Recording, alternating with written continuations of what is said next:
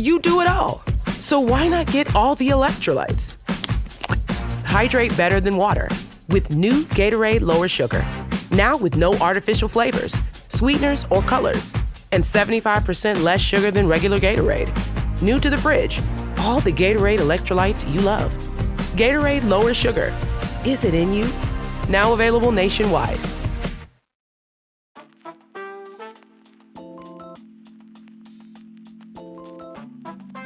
Hey, it's Meredith. You're listening to the Afternoon Snack Podcast. Today's episode, we're going to repeat and elaborate on a topic that we've talked about before. The topic is the 4 metabolic toggles, or the unique physiological scenarios that one gets themselves into when combining exercise and nutrition. They all have applicability depending on the athlete, person, season of life, what they're doing, but they're not all applicable for everybody. And what's best for you may not be intuitively what you think is best for you. So there's a lot to unpack in this episode. There's a lot to learn. And what you're going to walk away with is a better understanding of how your exercise and nutrition combine to help you move towards your goals. And then what situations and scenarios you probably want to steer clear of. I hope you enjoy.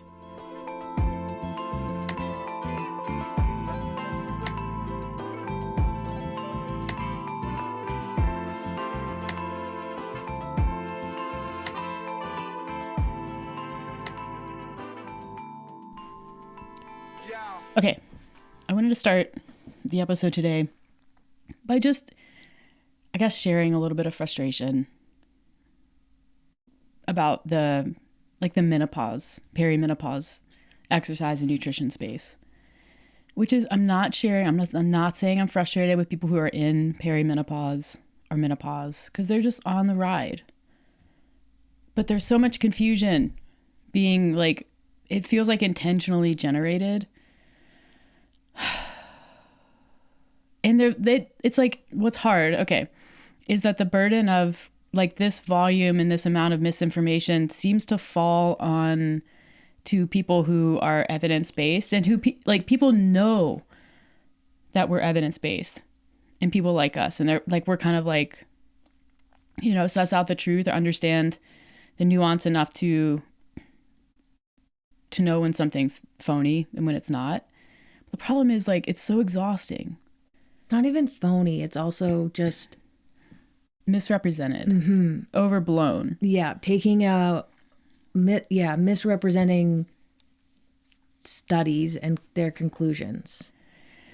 It's like the amount of energy that goes into correcting misinformation, debunking it, bringing in nuance is like orders of magnitude more than it is to put it out there. And it's hard when people are coming to us and people like us and sort of like, hey, I saw this. Is this true? It's so much work to like comb through that, and you want to help, but it's exhausting.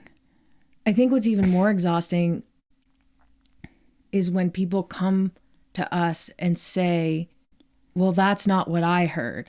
So they're not even asking us if what they heard was wrong. They're not thinking critically. They're taking the first thing that they heard, and then when it's the next message that they receive, maybe from us, is wrong, different, then they're going to be critical of it. And then we have to now convince them. And sometimes it is like a matter of convincing, because they might be somebody who's our client, not just somebody who's in our community. Like, it's a client that's like, no, but what about this? And you have to really like...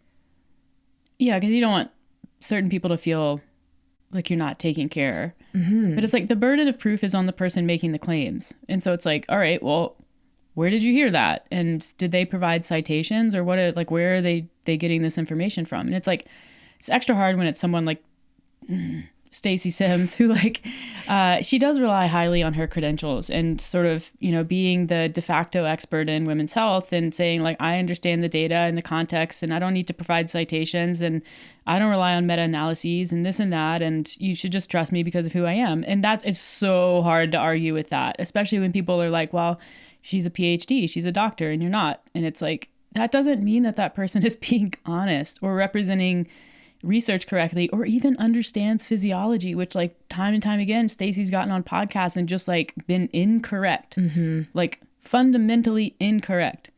And so it's like, that's the fight right now. And I don't spend a whole lot of time like answering DMs. I'm just kind of like, I would unfollow whoever this is if they send me, if somebody, like, it's people that send posts and like, what do you think of this? And I'm like, I think it's mostly taken out of context. Like, I don't know what to tell you. But yeah, it's exhausting. And then, people, the natural question, I think, when there's so much information that's floating around out there about, the unique physiological attributes of perimenopause and menopause in women who are in that phase, in that transition, it's natural to look at an exercise program or a nutrition program or whatever and ask, is this appropriate for people in perimenopause? Because it's like, you've been told that it matters. You've been told that people in perimenopause should do something different than people who are not in perimenopause. Or they haven't even necessarily been told. They just see that there are specific perimenopause training programs.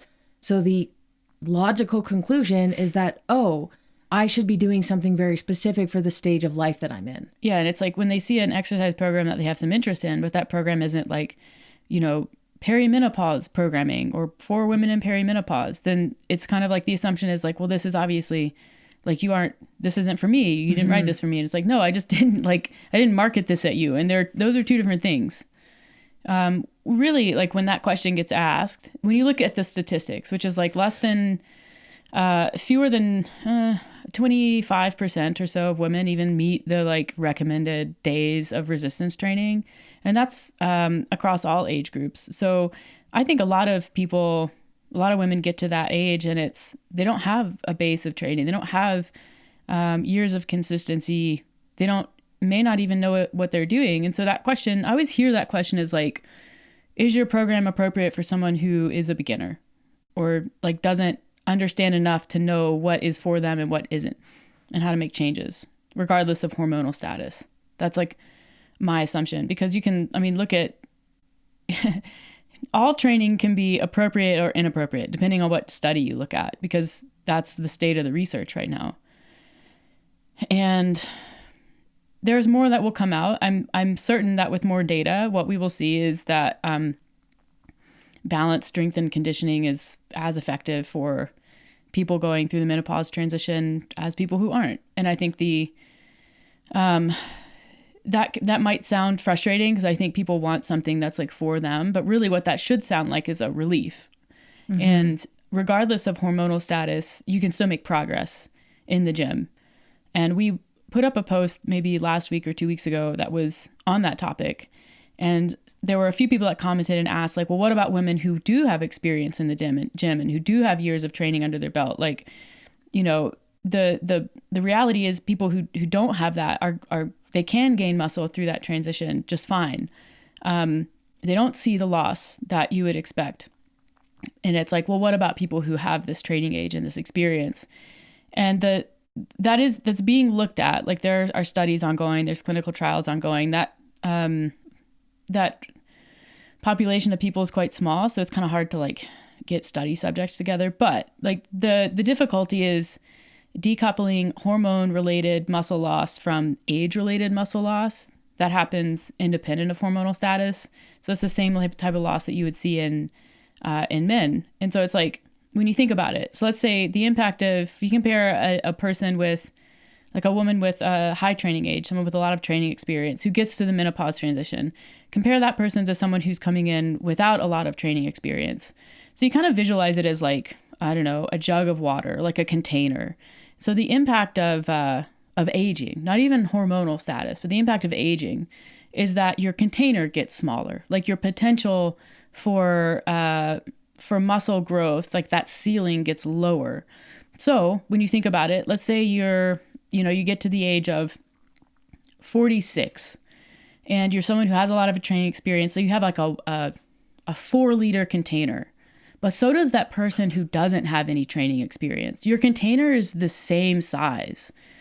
If you have a lot of training experience, you have that 4-liter container and it's full up to like 3.8 liters. So as as you lose container size, because that's the impact of aging, you're going to lose water with that because you can't put 3.8 liters of water in a 3.5 liter container. But take that other person who has the same size container, 4 liters of 4 liter container, but they're only like at 1.5 liters. That person can lose volume capacity and still add fluid. You can still add water to that container.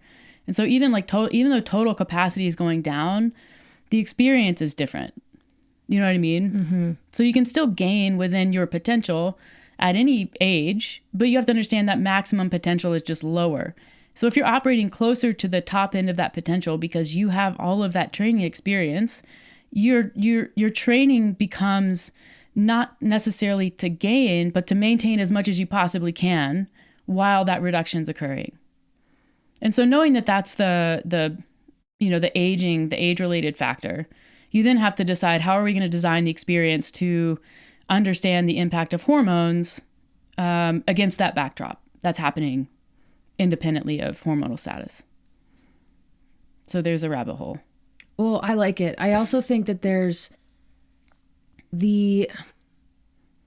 it's not necessarily the hormonal change that's causing muscle loss or the inability to build muscle, which isn't true. The idea.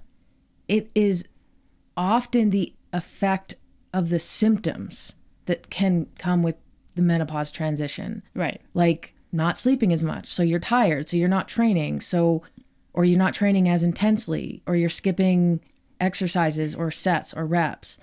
And that alone is going to have an impact on muscle loss. And it's not because of your hormones per se. It is because you aren't training enough. Yep. And that can be like to a degree overlooked when this belief that you've developed by the dialogue in the space is that you lose muscle with menopause, you become a victim to it. Mm-hmm. Whereas if you realize that you're not training as much because your motivation is low, because you're exhausted, then maybe there's another option. Maybe you train tired, because there are also other studies that show that if you're underslept, it's still better to train. Mm-hmm. That's chronic. If you miss a night of sleep, you don't need to train the next day if you are getting consistent sleep generally. But if you are a chronic undersleeper, whether it's because you just aren't sleeping or because you have young kids or whatever it may be, it's been shown that training is still a good thing to do. And maybe you have to dial back the intensity or focus just on, very just strength training. And then like zone 1 or zone 2, you're not doing the HIIT exercises that can be extra stressful on the body. Yeah. But it is often the symptoms of it. It's almost like when you think about an SSRI, like an anti-anxiety or antidepressant pill, like Lexapro, one of the symptoms, side effects, is fatigue. It makes you feel tired. Right. And I think another symptom of it is weight gain. But the medication itself isn't causing weight gain. It's because it's most likely making you feel tired, so you're moving less, potentially eating more, and creating a calorie surplus. It's not the pill itself. Yeah. I mean, it's the same, like, look at GLP-1s. Like, one of the common tropes and misconceptions with GLP-1s is that they cause muscle loss. And it's like, they don't cause muscle loss. That's not what they're doing. What does happen is that often people on them just eat to such a deficit that they can't support even muscle retention. So it's not the drug. There's no direct mechanism for that, but it's the environment that it creates. Mm-hmm. And so then it's like, and for what it's worth, that is largely even the muscle loss thing, like that can be mitigated. And so, I mean, we're seeing that in the data, but when you like, to go back to the hormones, does it matter? Like I always go back to that question where it's like, does it actually matter whether, a reduction in estrogen causes muscle loss directly or not? Like the end result is the same. I don't think it does. And this is the problem. Like, even scientists can get really, really stuck in the weeds with mechanisms of action and understanding, like, well,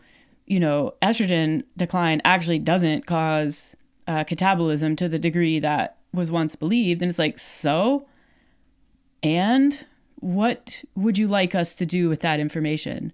Because the end result is still the same. And that is a lot of people out there experience symptoms to such a degree that they can't, they struggle to retain muscle. They struggle to gain muscle. They struggle to do the training programs maybe that they once did. They struggle to jump in and do a higher intensity program, but they don't know that there's necessarily another option out there. They don't know that you can actually just do like zone 1 and zone 2 and strength train. And I think that's where people in practice get really lost, is because they go on Instagram and they see these really dogmatic things. Like Stacy Sims recommends only, either training at full intensity or at very low intensity and never training in the middle. And it's like, well, if you're a cyclist, like if you're an athlete and you're someone who values sporting, like you are actually going to spend a lot of time in that middle zone. So what does it sound like to hear someone say that to you? You're like, do I have to quit my sport? That is what you would hear. I either have to pick being good at biking because that's the training protocol that has been shown to work, or I manage my symptoms or the effects of perimenopause and the symptoms that are a result of that. Well, here's the reality. Even if you do that training, let's say you just like, all right, I can party with zone 1 and zone 2 and strength training, or like high intense, whatever the recommendation actually is, it's not going to change your symptoms. You're going to feel the exact same. And there's a lesson in there. And what that lesson is, the reason why those recommendations are made and the way that you apply this to the individual is not, well, I have to do exactly what Stacy Sims told me. The way that you apply that to the individual is like, the reason why that works for a lot of people, not everybody, the reason why that works for a lot of people is because those types of training, those types of sessions are much easier to recover from than working in that like zone 3, zone 4 kind of middle intensity, which you can actually do quite a bit of volume there. That's where recovery becomes a problem. And if recovery is a problem, not only is adaptation a problem, but your motivation to continue doing that is going to become a problem. So it starts to impact consistency and sustainability. So that's the whole conversation. You're not going to feel better. You're just going to be able to show up and do it, maybe. But that also means that you might be a person that can show up and do more intense training than what's being recommended. You might fall in the middle. Like, that's why we need to avoid these like generalities and dogmatic approaches, as if doing a type of fitness that doesn't fall directly in those parameters is somehow going to damage you or cause reverse progress or something like that, when there's literally zero evidence that supports that. Yeah. I mean, it's not that dissimilar from people asking, is this program good for somebody who has a really intense, stressful job? Yeah. Is this program really good for doctors who have shift work and are on call? Which I always want to ask the question, like, is that you? And then follow-up question, have you tried it? Mm-hmm. Follow-up question, if yes, how did it feel? I think we, as people, but definitely women, are so accustomed to outsourcing our feelings to others. Like, tell me how I feel. Tell me how I should feel about this. Mm-hmm. Instead of just asking the question, how did that feel for me? I did a whole week of this training that was new to me. How did that feel? And like, did it feel good? Did it feel bad? Did it feel appropriately difficult? Did you like it? Was it fun? Why are we not asking these questions more often? We're just like, it's like, are we under such a time crunch that you just need to be told exactly what to do, even if you fucking hate it? Yes. You know what I mean? That is actually so true. Yes. Because what's going to happen if you continue to do that and you continue to look for experts who, like, because you believe that someone out there has the magical combination of macronutrients and exercises to give you that, it will solve, you'll make all the progress you ever dreamed of and it will feel amazing. If that's what you're looking for, you're never going to find it. And you're never going to learn. You have to ask those questions. The most important question is not, will this work for this type of person? The most important question is like, can this work for me? Mm-hmm. And how do I feel about it once I try it? Try it. Success is not as important as effort. Success is not as important as being successful is not as important as just trying something. Yeah. Because if you don't try something, you can't waste your time if it fails, but also you can't have success. But that's why I think, I'm going to try to explain this. Why women or people who are going through the menopause transition find a program that is geared towards them in this stage of life are more likely to have success with it because they believe it's for them. Mm-hmm. It's the same as if somebody signs up for our program because they believe that we know what we're doing. Right. Regardless of whether they're in the menopause transition or not. There has to be an element of trust. As soon as you start doubting it, then that's a problem. So I think, yes, try it, see how you feel, but there also has to be a level of trust in where you're getting it from. Right. It has to be from a source that you trust or you believe in. Yeah, and it has to be good programming to a degree. Like, but for some people, generally, they think that if there's the word perimenopause in the training program title, that is going to be enough. And even if it's not the best program, if they're doing it, it's better than something that they're intermittently doing because they don't truly believe in it because it doesn't have the perimenopause word in the title of it. Yeah, I mean, the right program is, and the best program is the one that someone will do. Mm-hmm. And so you do that program until it stops working and you become more specific when more specificity is required. But the trick is when the program is unnecessarily specific right out of the gate. Because then it's like, are you leaving something on the table? Maybe. But again, like, do it until you find the deficiency in the program, which you will find. And just understand, like, when you get to that point, it's not a deficiency in you, it's a deficiency in the program. Mm-hmm. So just, yeah, like there's a fine line there. Like I say that, but then as I say it, I'm like, ooh, not all programs are deficient. Sometimes it is the person. So it's also understanding, like, and being honest with your consistency with it. Like, 'cause like, we've all had these people where you onboard them and it's like, this is what I'm doing for training. I do it X number of days per week. I'm not seeing the results that I want. And then you actually start working with them and it's like, okay, well, you said you were doing 5 days of training a week, but you are consistently missing 3 out of the 5 days that I'm giving you. So actually you were only doing probably 2 days of training per week. So it would be more appropriate for me to write you 2 days of balanced training per week. And then maybe we can add a third day once we have some consistency here, because what this has to feel like to you is that you're just failing, and eventually that's going to get really embarrassing for you and you're going to quit. And then you're going to take this to another coach and you're going to say, well, I was doing 5 days of the tactic programming and it just wasn't working for me. And it's like, there's a level of, and no shade, because we can all become very disillusioned with ourselves.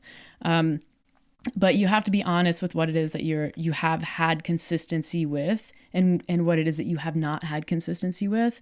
And what is the root cause of that? Where is that coming from? Right. Okay, so for the people who are confused, the answer is our program. It is good programming. It's appropriate for most people. That's it. I mean, it's like, I'm not going to hard sell it. If you want to do it, do it. It's $25 a month. I mean, like, I think we're the best bargain on the internet, but what can I say? That was a rabbit hole. We were going to talk quickly, I think, because it's springtime and that's the time of year where people get really body focused because, bathing suits, beach bodies, and try to cram in a whole bunch of fitness and nutrition in like 3 months. So we've done this topic before. We've talked about it, kind of like the metabolic scenarios that emerge when you combine fitness and nutrition and training and diet, and sort of what works, what doesn't work, why, what's the best for you, where are we at? And so I think the last time we talked about this, we called it maybe the 4 metabolic toggles. And really only 3 of them are useful, but I guess we can run through them. So if you sort of visualize, and with that said, there's also there's like a bonus 5th one that I'm sure we'll talk about. But if you visualize like a grid, piece of graph paper, whatever, XY axis. And then on one axis, there's eat less, eat more. Those are your 2 options. And then on the other is do less, do more. And so that's sort of like, there's your activity, movement, training, exercise, whatever. And so where each of those intersect creates a metabolic situation, a toggle. It's very similar to if you ever did recessive and dominant gene. I'm about alleles. Yeah. Yeah, okay. That's how I described it the other day. Oh, right. Because I feel like most people remember doing that in high school. Mm-hmm. Yeah, if you've ever genetically engineered a bean Yeah. in school, it's like same. Yeah. Yeah, so those are the kind of the four primary scenarios. So you have eat less, do less, eat more, do more, eat less, do more. Did I say that one? I know this is exactly what happened to me when I tried to explain it It's the other hard day to to do my it run club. verbally. Okay, so there's eat less, do less, eat more, do more, eat less, do more, eat more, do less. And then the bonus fifth toggle is, we'll just call it like eat appropriately. Eat what you need for your goals. Like maintenance. So yeah, that's the one that people weirdly kind of like have historically avoided. Because it's not, I think it's the diet culture that we lived in it was like the bodybuilding culture. It was RP. You're either on a build or on a cut. Yeah, I mean, this whole concept is like bodybuilding, like these toggles. I'm like, oh, does anyone actually do these? They do, and that's why they're worth talking about. But for most people, You get a lot out of that maintenance toggle. the maintenance toggle will, over a long period of time, will get you most of the time to the goal that you want, with the understanding that most people want the same goal, which is to be healthy and look like they work out, to put it simply. Yes. Yeah, you just have to have some amount of patience to work in that kind of middle place. And if you're someone who approaches your nutrition and fitness seasonally, you may not have yet demonstrated the prerequisite patience to have success with maintenance. Hence why people bounce back and forth between these toggles. So obviously, like the two, eat less, do less is like, okay, so you're injured. Next. That one is, not maybe the grandparent toggle. Yeah, let's talk really quickly about it. Do less, you're injured, you're sitting on the couch, you can't really do much. Eat less. Like a little less. Yes, you're not expending quite as much energy because you're not moving around, you're not at the gym. Find that you're not quite as hungry. Right. However, you don't want to then just cut back to an extreme, because that's going to inhibit your ability to recover. Yeah, the thought process isn't like, well, I'm not earning my calories, therefore I have to eat less. It's really just paying attention to your natural hunger signals and eating appropriately for recovery. So we kind of like de facto land back in maintenance mode. Yeah. And a quick tidbit there. On days that you don't work out and you're more sedentary, or if you're injured or sick, your body still needs calories. A lot of our calories come from what our body needs while we're at rest. I mean, your brain needs like minimum 60 grams of carbs a day. So just because you're not doing anything doesn't mean you're not burning calories. Yeah. So I just wanted to point that out. Most people's base metabolic rate falls between 1,300 and 1,800 calories per day to just be a potato. So let that be with you in your brain. Yeah, so that's like, I guess, one to know, but not one to, devote a lot of mental energy to. Eat more, do more. We want to talk about, where do we want to go next? Which one?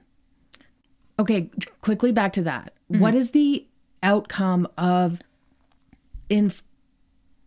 from a standpoint of body composition if you were to do something for a period of, let's say, 6 to 8 months? So if you're eating less and doing less, you're injured, you're sick, you're recovering from REDs. Well, actually, let's throw in another scenario that may actually be useful to talk about. Off season. You're out of race season. You're literally doing less because you're not prepping for races. So this is like relevant for endurance people. Yeah, right. So in that scenario, you would likely reduce your intake again because you don't literally just like don't need as much food because you're doing fewer hours on the bike, fewer hours out on the trails, whatever it is that your sport is. That is a good time to, like, that natural reduction in intake is a good time to increase food quality. So you think about it like, it's also a good time to get blood work done, but because especially in endurance sports, you see such a high intake of refined carbohydrates and simple foods during the season because that's necessary. You almost want to maybe flip that a little bit in the off season and do more fiber, more whole grains, kind of like across the day, not just at your big meals, herbs, spices, things that are really health promoting. And I tend to be quite filling. So if you're someone who struggles with off-season hunger, or you get used to a certain amount, and then maybe you're someone who just notices your hunger more when you're not as active, that's a really good reason to throw in some higher, more nutrient-dense foods. Yeah. Yeah. So what were you asking, body composition? Yeah, I mean, your body composition, it depends on how long and to what degree you are sedentary. Mm-hmm. If you're still active and you're just taking it down a notch, there's probably not going to be a huge change over the course of a couple of months. No. If you're changing your whole training scenario, then yeah, over the course of several months. But it takes a long time for your body to lose muscle. Mm-hmm. So if you're injured and you're worried about losing muscle or fitness in like a couple of weeks, it's not really going to happen. You might lose a bit of fitness, but it comes back really fast. Yeah, and there's like an epigenetic component. So muscle development is learned. Mm-hmm. So there's, even when your body's like, all right, well, we don't need to retain this muscle because we're not doing as much. So it shuts off some satellite cells. Maybe you see, a bit of like air quotes atrophy, but you just see like a reduction in mass. Those cells, your cells retain that memory, because remember, like muscle cells, we're not doing cell division. Like we're not doing mitosis. We're doing, really, it's like an on off. It's like, are we using what we have access to? You have all the muscle cells that you're ever going to have. It's just turning them on. But it's like, think about it.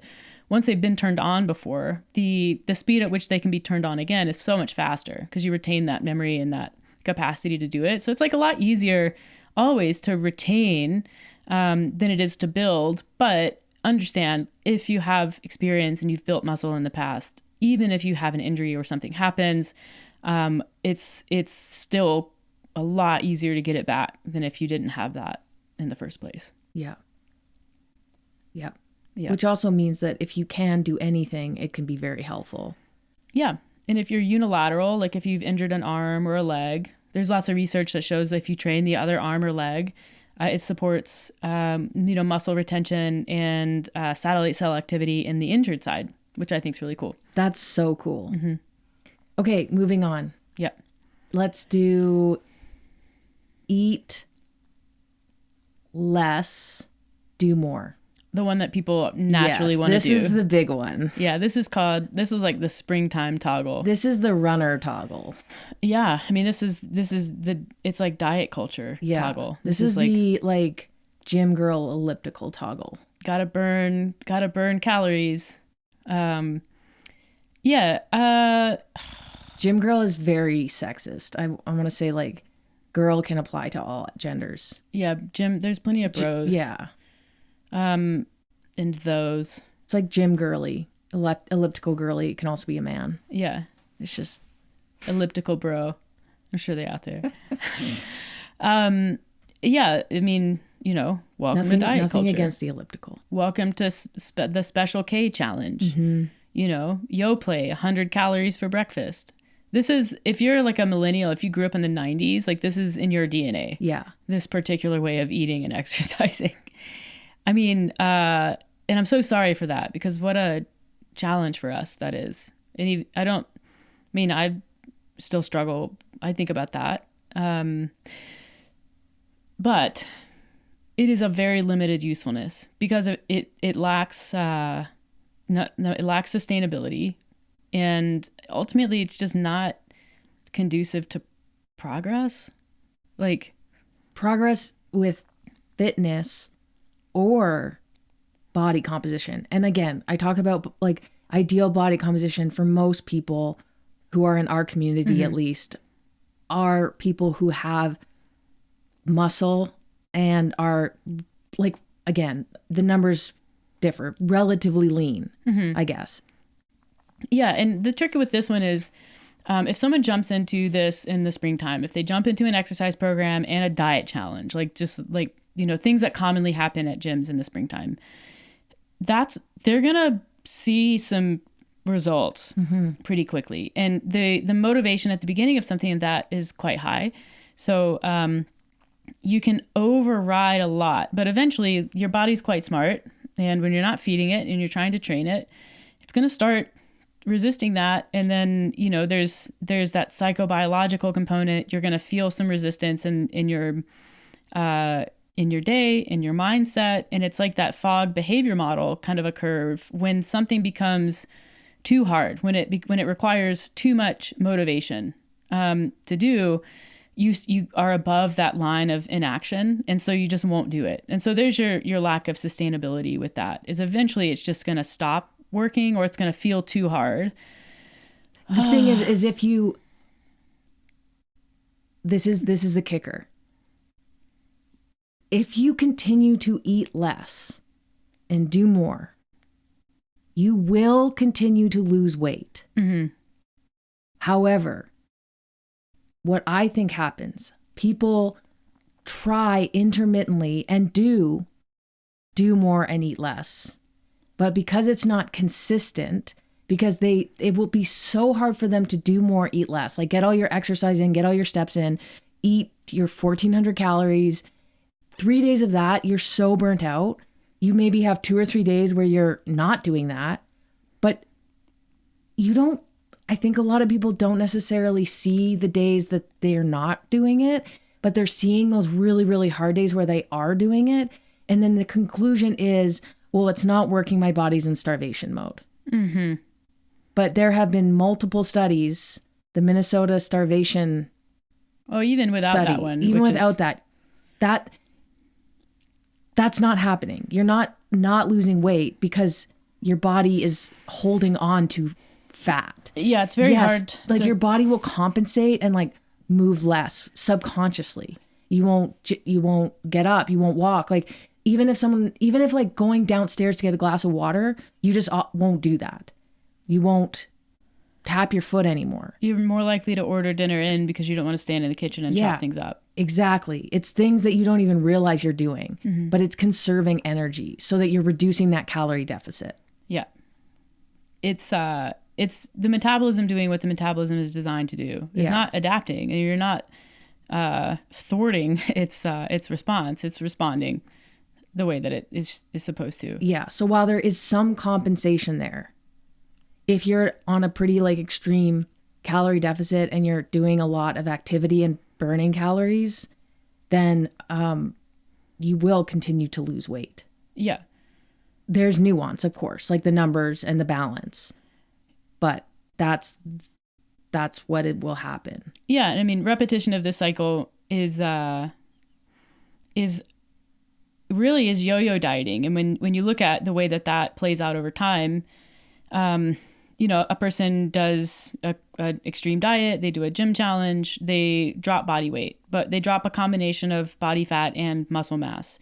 And then it becomes too difficult. And so they stop doing that and they resume old eating patterns or, compensate in some way. And then they gain weight back, but they don't gain muscle back. They gain body fat back. And then they repeat the cycle. They lose body fat and they lose muscle, and then they gain back body fat. And so over time, you can actually see a worsening of body composition and a disproportionate loss of muscle mass in compared to like the fat that will be retained over time. Not to mention the psychological downsides of doing something like that. No, I think there's definitely the opportunity to be in a very moderate calorie deficit of a couple hundred calories per day, like up to maybe like 250. Which is way less than what people will typically go for. Yeah. And if you're around there, and there's research that supports this, there's research that supports this in menopausal women also. And that's one of the most kind of remarkable takeaways here, that when you're at that threshold or you don't exceed that threshold, you can still, while losing body mass, while losing body fat, still retain or even gain muscle mass. And so there's an inflection point where you stop gaining muscle mass, like where it just doesn't happen. And then there's obviously an inflection point where you start losing muscle mass. But if you're intelligent with how your deficit is set up, you can definitely do both. But then you also have to kind of be willing to look at progress or change your expectations for what progress will look like, especially if you're relying on the scale for that progress. Because if you're gaining muscle mass at the same time that you're losing body fat, you're definitely not going to see a linear reduction in body weight, or you may just not see the reduction that you expect to see. And so I think Alan Aragon posted about this a month or so ago, but there's this study that was done. It was like 2,600 people. So a pretty large study that correlated essentially a reduction in waist circumference to an amount of body fat loss. And so what they found is, on average, when a person loses 1 inch from their waist, that correlates to about 6.5 pounds of body fat, or of body weight loss, which we can assume is mostly body fat. So if someone loses 2 inches, that's 13 pounds. So you can kind of see it's quite linear. But if someone is combining a moderate calorie deficit, so they're eating a little less and they're doing a little more, which is the most useful way to use this toggle, they do that for 4 months and they lose 2.5 inches on their waist. That, like, let's call that let's just call it 6 pounds per inch. That's like 15 pounds of weight loss, or 15 pounds of fat loss. But when they get on the scale after 4 months, they only see that they've lost maybe 10 pounds. And that's disappointing. They're like, well, I've been at this for 4 months. How can I have only lost 10 pounds? But when you combine that, and this is where like helping people understand and like educate them is so important. When you combine that loss with the waist size reduction, so 2.5 inches, what you see is there's a net loss of 15 pounds of body fat and a net gain of 5 pounds of muscle, which is going to have a tremendous impact on visual body composition. And what's not mentioned here in Alan's video is the metabolic effect of gaining 5 pounds of muscle. It's like compound. Yeah, this is like, when you talk about, like, there's very few things that are similar to compound interest in health and fitness, but gaining muscle mass is one of those things, because fat is metabolically not active. Muscle is very active, which just means it burns, it needs energy at rest. It burns calories at rest. So a person who gains 5 pounds of muscle, your base metabolic rate is going to go up. And if you keep doing that, if you gain 5 more pounds of muscle, your base metabolic rate is going to go up. So you're just becoming kind of a calorie burning machine, and you might need to increase your intake a little bit. Like you could still be at a deficit. Right. And so there's like, that's that education. And so it's the progress is only disappointing when you don't understand the context in which the progress is made, and all of the progress that's being made, not just your relationship with your scale and with gravity. So that's possible. That's possible in that zone, in that toggle, but it has to be done methodically and carefully, and for a little longer than like a 30-day gym challenge. Mm-hmm. Yeah. Yeah. So that's that one. Can be used in short periods of time with the right numbers. But sure. You can, as long as you're in that window, you can kind of, because remember, we're not creating metabolic adaptation. We only need to take breaks from that for our minds, really, like the psychological side effect. But if you're not dabbling in 500 to 800 calorie deficits per day, you may not even feel like you need a break on it. On average, you're going to have days in there that are a little bit off and different, where you go eat for enjoyment, and you should.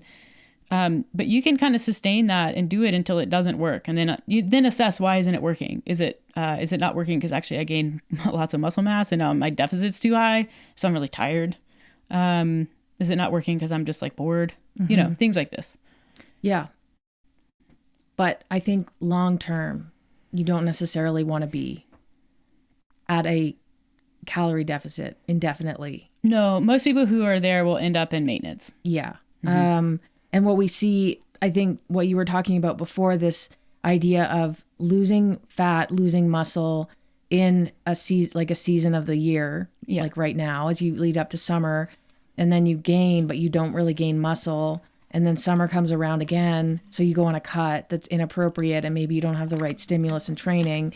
So you lose your fat again, but you also lose more muscle. And so what you're going to see over the years is muscle loss, which is going to impact the way that your body looks, body composition. Yeah. I think whenever somebody says, I want weight loss as my goal, I think, okay, maintain muscle mass, maybe build it, depending on what their training age is, lose fat. Yeah. When someone says, I want to lean out, it's not about this number on the scale. No, that's it's more about either training. building or maintaining and then creating a very small calorie deficit or no deficit at all. Mm-hmm. So let's talk about eat less. Wait, which? We did eat less, do more. Yeah. We have... so eat more, do less. Yeah. That one's obvious. Yes. Is it? How do you mean that one's obvious? Well, you do less and you eat more. Yeah, I guess when you say it's obvious, is it like what's the applicability for that? Okay, so this would be somebody, I mean, there are so many scenarios. It could be an athlete that's overdoing it. Mm-hmm. So they start doing less and they eat more and then all of a sudden they feel so much better. Mm-hmm. Think of like the classic overtrained CrossFit athlete. They all of a sudden dial back their training, they get a coach, they're not just doing everything possible. They're a little bit more like meticulous about things. They're eating more because that's really good. They're eating what they need now and they're starting to feel better. Mm-hmm. And so the training is paying off. Their body composition might change, but more importantly, their performance will be better. But if you're taking the average person who's doing 5 days a week training on our program and eating around maintenance, and then all of a sudden they move to Italy. Right. And they don't have a home gym anymore, so they're working out twice a week, and then they're eating a lot of bread. Mm-hmm. That probably wouldn't have the body composition change that you might want. Yeah, I think this is So again, within all of these, mm-hmm. some of these can be so appropriate. And then some of these, and appropriate's not the right word. Take everything I'm saying with positive assumptions. It may not be what your goals are. Mm-hmm. Depending, and it depends on it really just depends on the person in their current scenario. Yeah, I think in order for this one to be productive, there's two scenarios. There's one where recovery is needed. So I think about this one as like, the physical, almost more the central nervous system recovery toggle. So eating more after a big race day or after, keeping your intake up after a season is over, that kind of thing. And then eating for joy. Like eating for enjoyment falls in here. And so that's kind of a mental recovery. And it's both of those are really useful. Neither of them should be sustained. Like they're useful tools in specific seasons, on specific days of the week around training, or on vacation, or when you're going to enjoy food for the pure enjoyment of the food. Useful.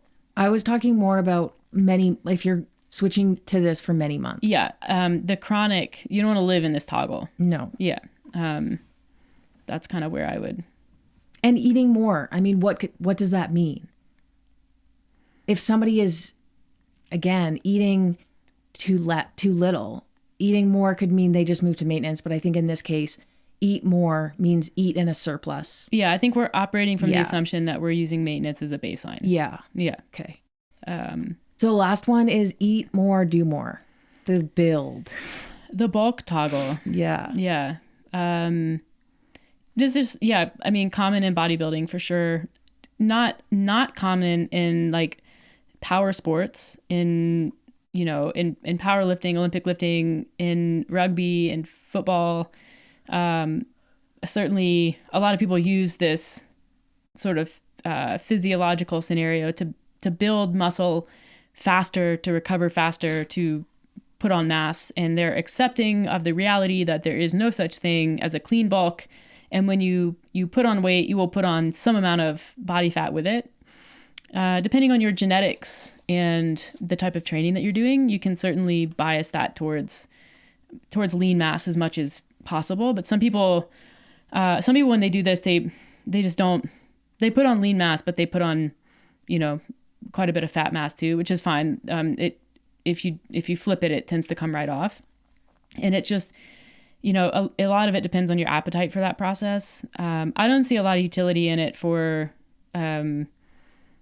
people who are not in power sports, unless you just like the process of it. That's it. And I think it really would mess with a lot of people's brains. to see their body changing drastically like that. Definitely does. Yeah. Like they've done research on that. Yeah. Like, I mean, to see your body really lean and then to go back to a bulk, that would be I think the bodybuilding challenge is seeing your body really lean. Like, because even, it's not even going back to bulk, going back to a normal looking human being, it's hard for people. Like, talk to anyone who's done bodybuilding before and they're like, yep, that jacked me right up. Welcome to body dysmorphia. So, but yeah, certainly going the other way, I think would be even more challenging. Most people don't have the appetite for it. No, literal appetite either. Like they actually can't eat that much. I've tried to get people who struggle they struggle to build muscle, they struggle to gain weight. They're just that type of person. They move a lot. Most people, they're like, they don't want to eat that much. Yeah. They don't want to eat that much protein. Yeah, I mean, there's you're pushing protein up above like 2 grams per kilo body weight is where a lot of people end up. That's a lot of protein. I was lean mass. I read a long time ago, you see these, and who knows how true they are, but you see these actors talk about what they've had to do to change their bodies, and more specifically men, but they'll talk about walking around with a cooler of burgers. Yeah, and that's just people, the meat. Those are people who are doing, I mean, at least people are being more open with like the anabolics that they're doing. That's in addition to those, because you can't, you want to take anabolic steroids, cool. You still have to eat like a monster. Yeah. Like it doesn't put mass on you. It's not what those, that's not what those do. You need something to build. Yeah. It's the building blocks. Right. And yeah, it just seems awful. Yeah. I mean, for me, I'm not a big eater, but, and yeah, you're not just like eating whatever you want. Like if you're doing this for specific goals, it can be helpful to have certain macros. And you also don't want to have the health impacts of eating a bunch of saturated fat. Yeah, I mean, that's a huge problem with this, is you can actually get yourself into some bad health. Yeah. Outside of the bodybuilding space, I think you see this certainly in endurance sports where your season ramps up, you're doing more, you're eating more to support, training, racing, recovery. But again, like all things equal, you're kind of looking at eating at maintenance. Just your maintenance goes through the roof. That's all. Yeah. Because it's based on your activity. Speaking of which, you need to make me more muffins. Okay, I'll get on that. Okay, let's talk about maintenance phase then. Eating enough for your goals. Yeah. Eating appropriately. Long term. Yeah. This is the kind of the sweet spot, I think. And I think, I think that it is the sweet spot. And it's figuring out, for a lot of people, it's figuring out what that is. And then learning how to maintain that without assessment. By monitoring. Okay. Without constant monitoring. So that's why we always say tracking does not need to be something used indefinitely. It's more of a tool to figure out like what your maintenance is, figure out what that looks like, whether you're having a busy week or having a really structured week. Over time, you just learn. You learn to listen to your body. You learn to understand where your hunger cues change and why. And then eventually over the course of time, you can maintain and continue to build if you have a really good training program without monitoring. And it just becomes something that is your life. It just is there. You don't have to worry about it. Yeah. I mean, you develop a feel for it. You develop a routine around it. And then understanding too, and you understand this as you go over time, your body and your metabolism is not a bank account. You're not either, you're not trying to match spending and earning. You're not going to immediately store, every calorie that is in excess of your, air quotes, maintenance calories. And you are not going to put yourself in a bad situation if you undereat from time to time. Like we're working on averages here, and the human metabolism is designed to compensate for those things. If you eat a little bit more for a day or two, mostly your body's just going to run a little hotter. It's going to take a little more energy to digest, and it's going to expend those calories in a way that makes sense. It's not just like, oh, we're going to store these. And then, same way, if you undereat, your body is going to notice that and it's going to downregulate some things. You're not putting yourself in a terrible situation until it becomes chronic or very extreme. So once you start to feel that and you start to notice these like day-to-day oscillations and even need multi-day oscillations, you're like, well, I kind of like, under fueled this weekend, but things are feeling okay. You become more accepting of the flexibility, the ability to be flexible, and the belief that that is true, which it is. And that's really important for that sustainable routine, because then you're not so like married to the numbers and meal prepping and only eating what you can account for. It's like, oh, this is fine. Or living into what you think the impact of just the day before will have on the following day. Right. Like, oh, I underate yesterday, so my performance is going to be low today. Yeah. Well, not necessarily. It will be if you believe that. But I think over time, especially if you are somebody who trains or you're an athlete where you're keeping track of your performance, you realize like your body can do a whole lot when it's not in an ideal condition, and vice versa. It can do a lot, or it can have a bad day when you're perfectly fueled, perfectly slept. Like you just kind of learn that there's going to be those ups and downs, and you do your best to like do the things that are going to help performance. Yeah. But you also learn that you don't have to be meticulous about things to have optimal performance, and that allows you to live your life. Well, I think that mindset gets easier when you realize you're not trying to make all your progress for the next 3 years during this 3-month period of time. Like it's you don't need to light your hair on fire because bikini season is coming up or whatever it is that's motivating you. It's a long process. It takes time, and it is a hell of a lot easier to accept that and operate on a multi-year timeline than to try to condense progress into only a couple of months, which will never work. Sorry. It's not how it happens. Yeah. Yeah, I think for most people it's who come to us and they're like, I'm not happy. I want to be healthier. I want to be lighter, leaner, whatever it may be. That's the fact of the matter. That's most people's goals. Yeah. And so it usually means that they go on a conservative deficit. We get them on a training program that makes sense for them, usually one that helps build muscle and has some other cardio aspect to it. They do that for a while, and then eventually they just kind of move into maintenance, and then they're good to go. And that's kind of it. And their goals may change. Okay, now I want to run a marathon. Then you do that. Okay, well, now I want to do this. Yeah. And that's kind of it. You're not, when you hire a coach and if they're pulling you back from these, they're constantly changing your macros and you're up and down and there's all these different things that you're doing. They're just trying to distract you from the fact that they don't know what they're doing. Yeah. Or they're trying to keep you like in it. Yeah, true. And confuse you and make it seem like that's the thing that you need to do. And these like little changes in macros, 10 grams here, 5 grams here, like that isn't doing anything. If you're a nutrition coach and your goal isn't to help every single one of your clients never need a nutrition coach ever again, then you're not a very good nutrition coach. Yeah. I mean, I have clients that are like, I don't know, I kind of like just want to keep you around because I really like talking to you about like nutrition and more fitness. Yeah. I really like talking to you about running and stuff. Well, I was going to ask, my closing question for today is this question. What do you think is more important, training or nutrition? I used to think it was nutrition. And then I think I stopped caring so much about my nutrition and realized, and this is more anecdotal, it's training. Yeah.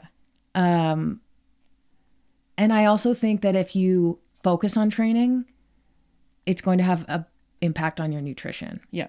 As a result. But I do think for people who want to get healthier, stronger, even change their body, and all of this should be said with that changing your body is not going to make you more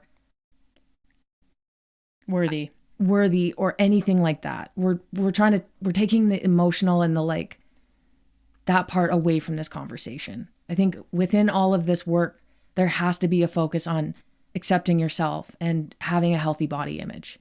But if you do have goals to change your body or improve your health, it's fitness. Yeah, I think what you do for training just not only sets the tone for your goals, it also is very orienting for a lot of other habits, including nutrition. And it's really fun. It just changes the whole mindset around everything.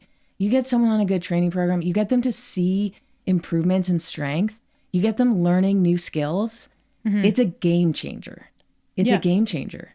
Yeah, I mean, if you're having a bad body image day, just go pick up some weights and see if that doesn't change it for you. Totally. Because I bet you it will. And that kind of says everything that you need to know about training. Yeah. So, yeah. All right. Well, that wraps this one up. Engaging as always. Thank you. If you like this, please like it, subscribe, leave us a review, share it with a friend who you think may like to hear it or who would benefit from hearing it. Any support is welcome. We appreciate it a lot. Thank you for listening. We'll catch you on the next episode.